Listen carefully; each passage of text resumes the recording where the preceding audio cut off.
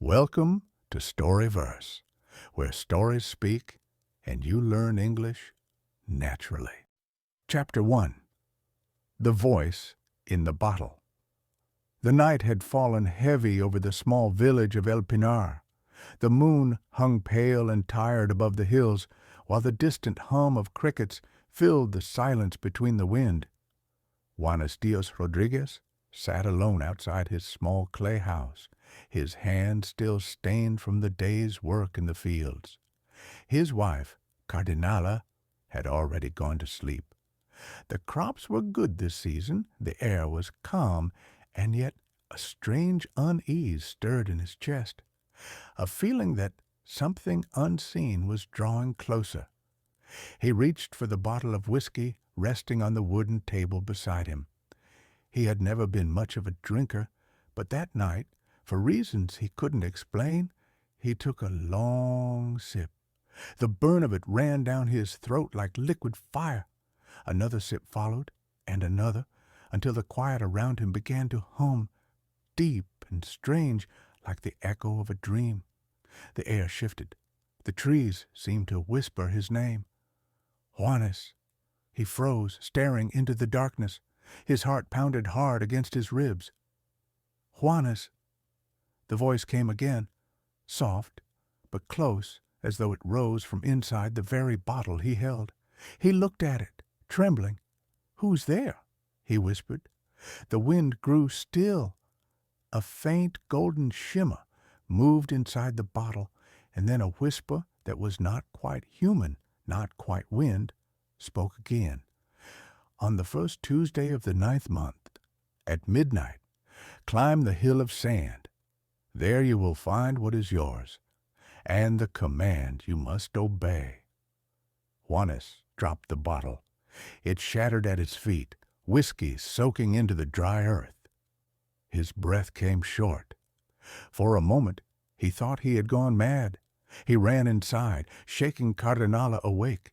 "Cardi," he said, his voice trembling, "I heard something. A voice. It came from the bottle." She sat up, eyes heavy with sleep. "A voice? You've been drinking too much, Juanes." "No," he said, his tone desperate. "It told me to climb the hill of sand next month. Said I'd find something there." She frowned, crossing herself. "That's the devil's talk, Juanes. Don't listen." But the voice stayed with him. Days passed, then weeks, and the memory of that whisper clung to his thoughts like smoke. The first Tuesday of the 9th month arrived, a night lit by a thin, dying moon. Juanes tried to sleep, but the same voice echoed in his mind, calling his name again and again until he could bear it no longer. He rose quietly, pulled on his worn boots, and looked at his wife. "Cardi, I have to go." Cardinala, half awake, grabbed his arm. "If you go, I'm coming with you." And so, under the ghostly glow of the moon, the two of them climbed the narrow path toward the hill of sand. The air smelled of dust and something older, something that seemed to breathe from beneath the earth itself. When they reached the top, they saw it, a great fire burning in the middle of the hill. It blazed bright and tall, yet gave off no heat. At its base lay a small burlap bag, untouched by flame. Juanes hesitated. What if this is a trap? But Cardinala's curiosity won over her fear. She stepped closer and pulled the bag away from the fire. Inside were strange things: the bones of a small animal, a rusted machete, a bottle of whiskey, several pieces of gold, and a small metal box sealed with wax. "What is this?" she whispered. Juanes lifted the box with trembling hands. The wax was stamped with a symbol, a chain broken in the middle. He broke the seal and opened it. Inside lay a folded piece of paper, yellowed and fragile. He unfolded it carefully. Words were written in dark, uneven ink. "He who finds this fire must complete the command within, or his soul shall wander in the night forever. The chosen man shall lift the curse by spilling the blood of Prudencio Salvatierra. Juanes read the name aloud. Prudencio Salvatierra, a man he barely knew. His voice faltered. This can't be real. But as he looked up, the fire flared high, roaring, hissing, and for an instant he saw something inside it. A face, twisted in pain, whispering the same name back at him. Cardinala screamed. The wind tore through the hill, scattering sand and ash around them. Juanes fell to his knees, clutching the box to his chest. When the fire finally dimmed, all that remained was darkness. He and Cardinala stood there, breathless and afraid. Juanes looked at the note again, his hands shaking. "Maybe it's a warning," he said softly. But deep inside, he knew it wasn't. It was a command, one that had already taken root inside his soul. That night, as they descended the hill, the moon slipped behind the clouds, and the whisper returned once more, faint, almost gentle. "Do as you're told, Juanes, or the chain will never break." And though he said nothing, he knew his life, his fate, and his peace had already begun to unravel. Chapter 2. The Curse of the Evil Light. The night after the fire, Juanes did not sleep. He sat by the dying embers of his hearth, staring at the metal box that now rested on the table, the same box that had whispered death into his life. The name on that piece of paper burned through his thoughts like a fever. Prudencio Salvatierra. At dawn, the rooster crowed. The light crept through the window, soft and gold, yet to Juanes it felt cold, the kind of light that exposes what should have stayed hidden. Cardinala watched him from the doorway, her eyes dark with worry.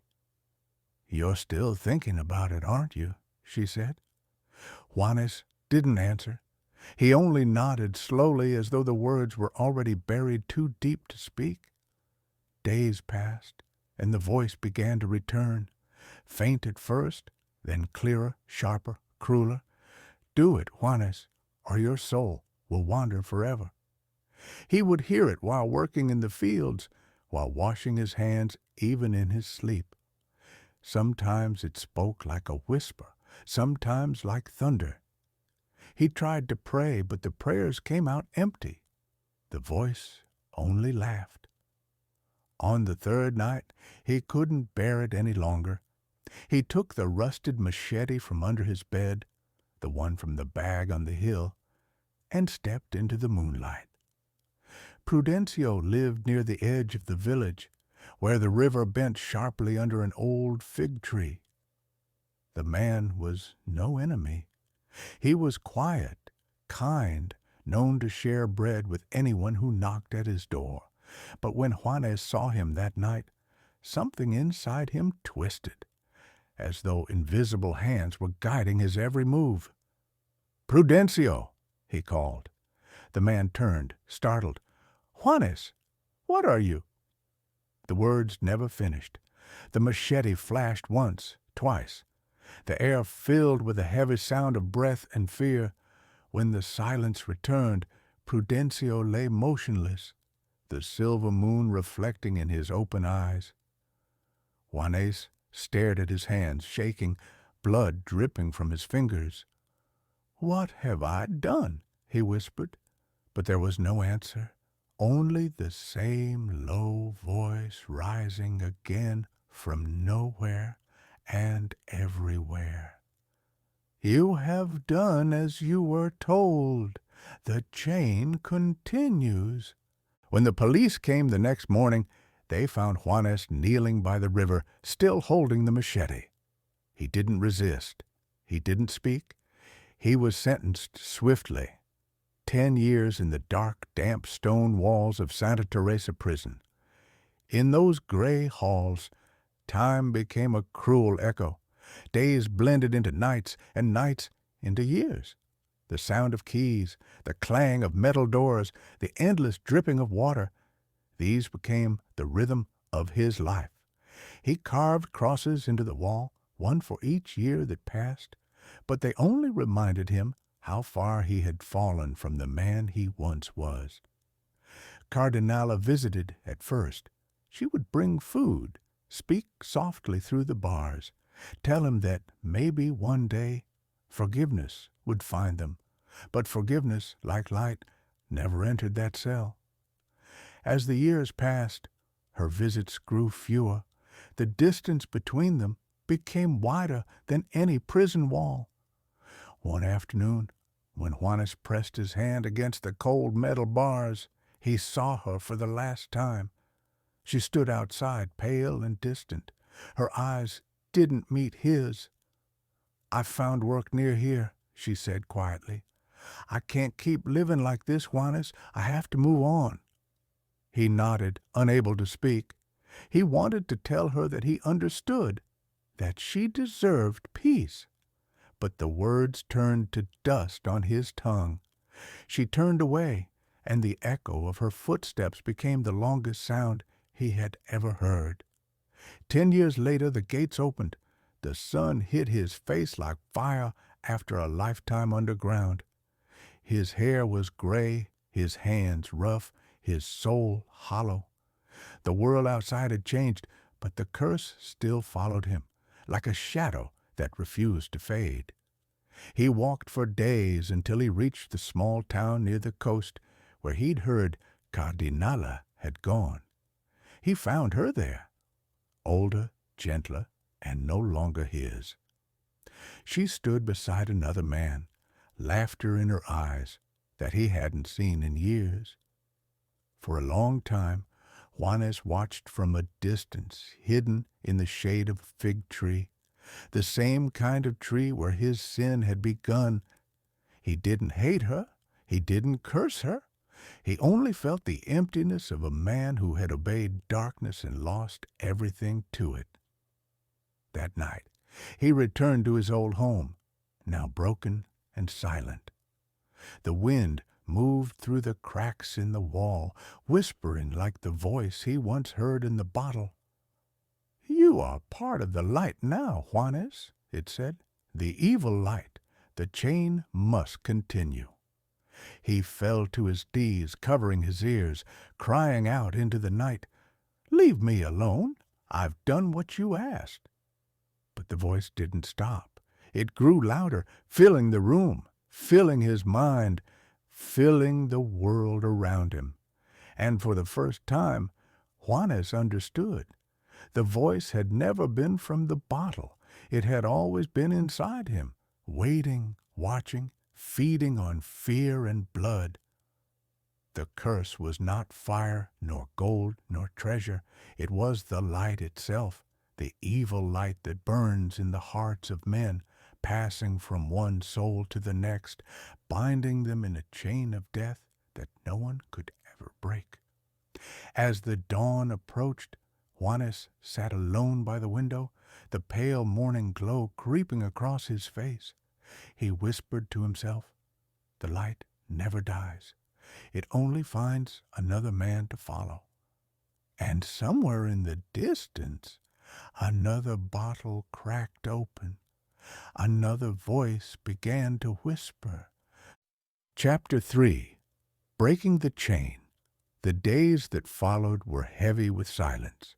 Juanes wandered the empty fields like a ghost of his former self, a man without a name, without a purpose, carrying only the weight of the curse that would not let him rest. The villagers avoided him. They whispered stories of madness, of whispers in the dark, of a light that could drive a man to murder. One evening, as the last red of the sunset sank behind the hills, Juanes found himself standing before an old hut at the edge of the forest. Smoke rose from its chimney, and the smell of herbs and burning wood drifted through the air. Inside lived Tata Guamarito, a man older than anyone remembered, known for seeing beyond the living world. Juanes knocked softly. "Come in," said a raspy voice before he could even speak. The room was dim, lit only by a flickering oil lamp. Dried herbs hung from the ceiling. On the table lay a bowl of ashes, a wooden cross, and a small bottle half filled with dark liquid. The old man sat by the fire, his eyes cloudy but bright, as though they held the reflection of forgotten worlds. "I know why you've come," Tata said. Juanes trembled. "Can it be undone?" The old man nodded slowly. "The evil light never dies on its own. It moves from one soul to the next, but it can be stopped if you have the courage to face it." "How?" Juanes whispered. Tata leaned closer. "You must do what few men dare. You must rewrite the command, the same way it began, at the Hill of Sand, by firelight, under the first Tuesday moon. You will light the fire again, open the box, and leave a new mandate inside. But this time it must come from your heart, not from the curse." That night, the wind howled through the trees as Juanes followed the old man to the hill, the same hill where it had all begun, where fire once roared, where death was whispered into his soul. The ground was cold, the air heavy with memory. Tata carried a small bundle of sticks and the same bottle that had once held the cursed voice. Juanes carried the metal box. His hand shook, but his eyes were steady. They built the fire in silence. Flames rose, crackling, throwing long shadows across the sand. The light flickered on Juanes's face, the same evil glow that had haunted him for years. "Now," Tata said, "write."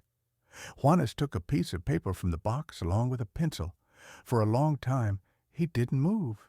The fire hissed, the wind moaned, and the old man watched quietly. At last Juanes began to write, slowly, painfully, his tears falling onto the page. When he finished, he folded the paper, placed it inside the box, and set it near the flames. "What did you write?" Tata asked softly. Juanes smiled faintly, the first true smile in many years. "Something the voice cannot understand." The fire burned brighter, then dimmed. A cold gust of wind passed over the hill, and the whisper that had followed him all these years began to fade, weaker, smaller, until it was gone. The flames flickered once more, then died, leaving only smoke curling up into the night sky. When the first light of dawn touched the horizon, Tata Guamarito returned alone to the smoldering fire. The box was still there, blackened but unburned. Carefully he opened it and found the paper inside. His old hands unfolded it, and his eyes moved across the words, written in a trembling hand. "To tear the picture of the first person with an untrue heart."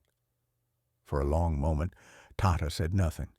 Then he smiled, a deep, knowing smile that reached his weary eyes. He understood. Juanes had not commanded death. He had commanded truth.